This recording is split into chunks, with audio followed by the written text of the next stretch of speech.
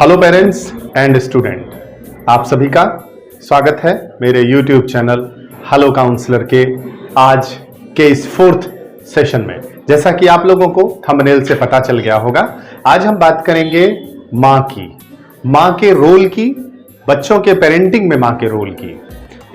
तो आपने मेरे पिछले 3 सेशन को अगर नहीं देखा है तो देखिए, उसमें बेसिक चीजें आपको पता चलेगी कि बच्चे के साथ कैसे व्यवहार करें, उसके इंटरेस्ट को कैसे क्रिएट करें, उसके लिए एजुकेशन सिस्टम को कैसे चूज करें। तो जैसा कि हम आज बात करेंगे माँ के रोल की, तो देखिए इस दुनिया को गढ़ने वाली कौन है, इस दुनिया को बनाने वाली कौन है। धरती को बनाया है प्रकृति ने, ईश्वर ने, और आपको और हमको बनाया है माँ ने। तो हमारी पहली ईश्वर, पहला भगवान है हमारी माँ। इस दुनिया में जितनी भी माएँ हैं वो अपने बच्चों का बेहतरीन तरीके से ख्याल रखती हैं और चाहती हैं कि उनकी संतान, उनके बच्चे दुनिया का बेहतरीन मानव बने। लेकिन कई बार कुछ सिचुएशन होता है, कुछ जानकारी का अभाव होता है और आप बच्चे को ठीक से पेरेंटिंग नहीं कर पाते हैं, ठीक से उसकी देखभाल नहीं कर पाते हैं।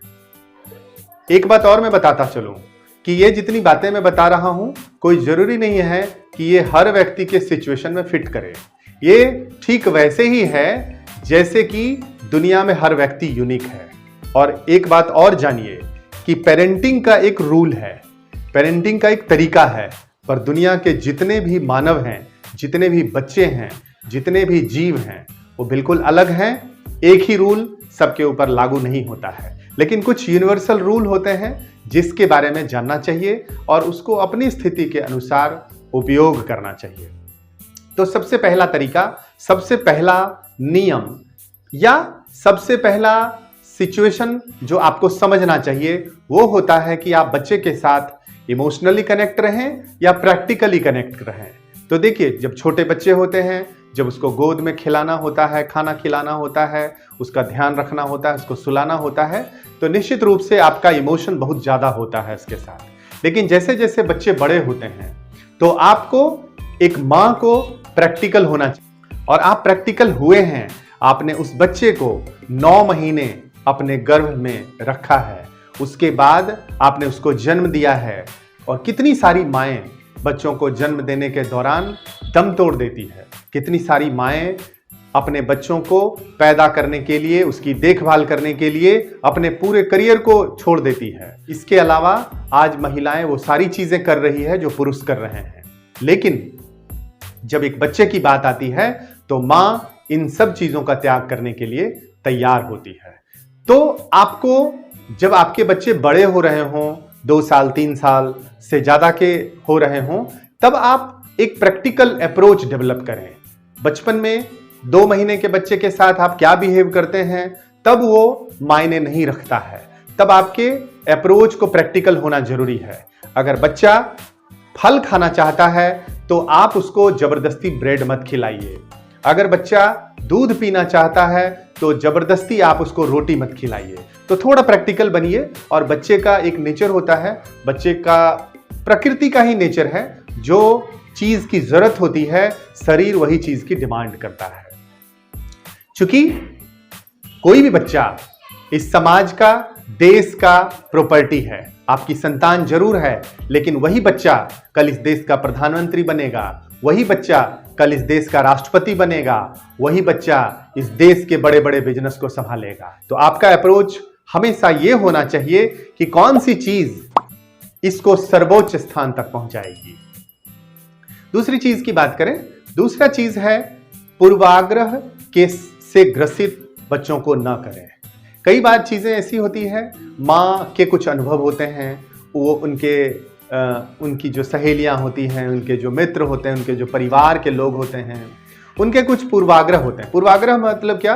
पहले से बनी हुई धारणा। अगर आपकी धारणा है कि गिरगिट से डर लगता है तो आप बच्चे के ऊपर वो नहीं डालें। अगर आप बच्चे के ऊपर वो डालेंगे तो आपका बच्चा भी डरपोक हो सकता है। और ऐसा होता है, सिर्फ महिलाओं को गिरगिट से डर नहीं लगता है, बल्कि कई पुरुषों को भी डर लगता है। लेकिन आप उस डर को अपने बच्चे के ऊपर रिफ्लेक्ट ना करें, उसके अंदर ये भाव ना डालें कि गिरगिट से डरना चाहिए। यही है पूर्वाग्रह। आप अपने अनुभव को उसके अनुभव में कन्वर्ट ना करें।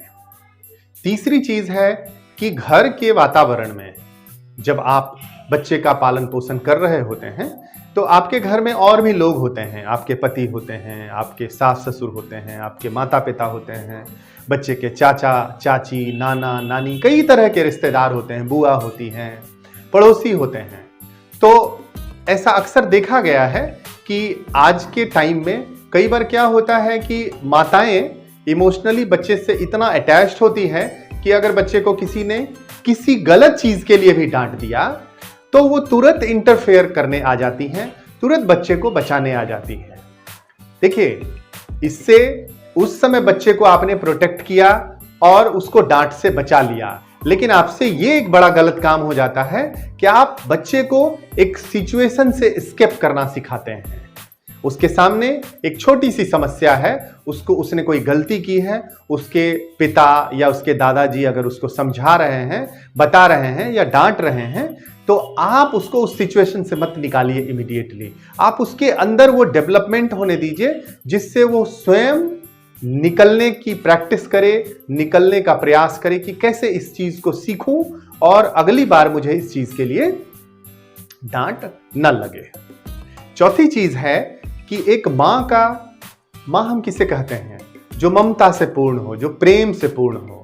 तो बच्चे का जब आप पेरेंटिंग कर रहे हो तो ये बड़ा महत्वपूर्ण है कि आप उस इन्वायरमेंट को जहां आपका बच्चा रह रहा है उसको प्रेममय रहने दें। एक अफेक्शन से भरा हुआ इन्वायरमेंट होना चाहिए। अगर आपके घर में छोटी छोटी बात पर झगड़ा, लड़ाई, बहस होता है तो कहीं ना कहीं आज नहीं तो कल वो आपके बच्चे पर प्रभाव डालेगा। और प्रेम से दुनिया की हर चीज को जीता जा सकता है। अगर कभी ऐसा सिचुएशन आता है जहां पर कि कोई ऐसी बात होती है आपके घर के अंदर, आपके पति के साथ, आपके किसी और रिलेटिव के साथ, तो एकदम मैं क्लियर बोलूंगा कि आप उसके लिए अलग से जाएं और बात करें। कोशिश करें कि आप अपने बच्चों के सामने इस तरह के व्यक्तिगत चर्चा जिसमें कि उतार चढ़ाव हो, अपने बच्चों को सम्मिलित ना करें। आमतौर पर यह देखा गया है कि जब पति पत्नी या घर के फैमिली मेंबर में किसी तरह की बहस, तू मैं होती है तो बच्चा अपने अंदर ये डिसाइड करता है कि मुझे किसकी तरफ जाना चाहिए, माँ की तरफ जाना चाहिए, पिता की तरफ जाना चाहिए। हो सकता है उसमें पिता सही हो तो पिता की तरफ चला जाएगा, हो सकता है उसमें माँ सही हो तो माँ की तरफ चला जाएगा।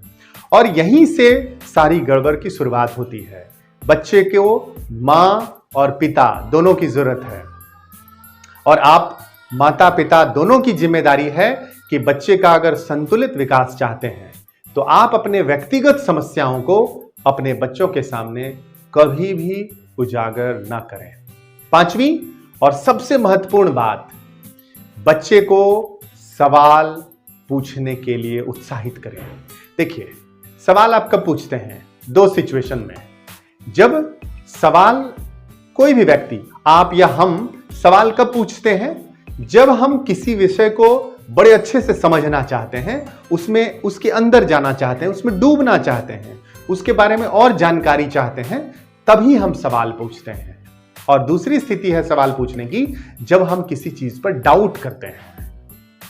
तो आप बच्चे के अंदर पॉजिटिव क्वेश्चनिंग की प्रवृत्ति को डेवलप होने दें। उसके अंदर जो सवाल है, उसके अंदर जो सवाल करने की क्षमता है, डाउट उसके अंदर, अगर आपने उसके सवाल को ठीक से टैकल नहीं किया, उसके सवाल का ठीक से जवाब नहीं दिया, अगर आपने सवाल करने की इस क्षमता को डेवलप नहीं किया, उसके अंदर एक पॉजिटिव क्वेश्चनिंग का एटीट्यूड डेवलप नहीं होने दिया, तो क्या होगा? वही बच्चा सब कुछ, हर चीज को संशय की नजर से देखेगा, शक की नजर से देखेगा।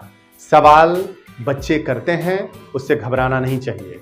तो ये जो मैंने आपको 5 पॉइंट बताए हैं, पहला कि आप इमोशनल नहीं, प्रैक्टिकल बनिए।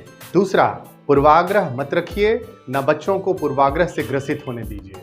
तीसरा, अगर बच्चे को उसके पिता, उसके दादा, उसके दादी अगर कुछ बोल रहे हैं तो हर बात में इंटरफेयर करने की प्रवृत्ति न रखें।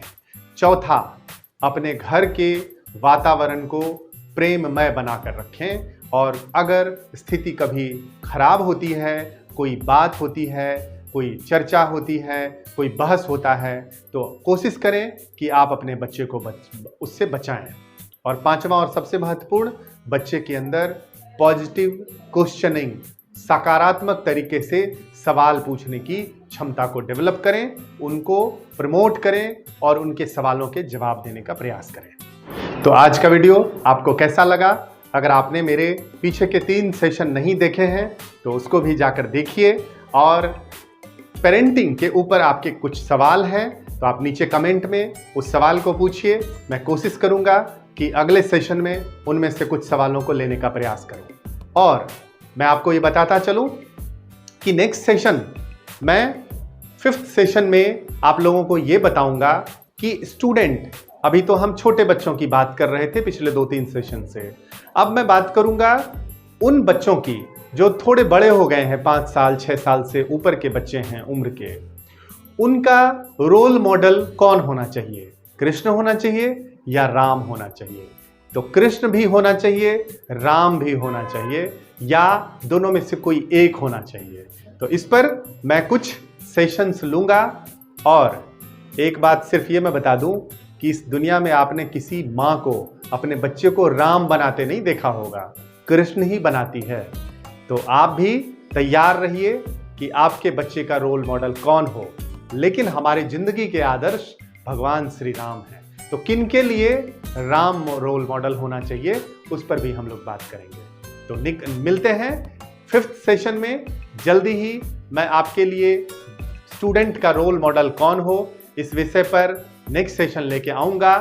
तब तक के लिए आप वीडियो को शेयर कीजिए, लाइक कीजिए, कमेंट कीजिए, और अगर आपने मेरे चैनल को सब्सक्राइब नहीं किया है तो कर लीजिए।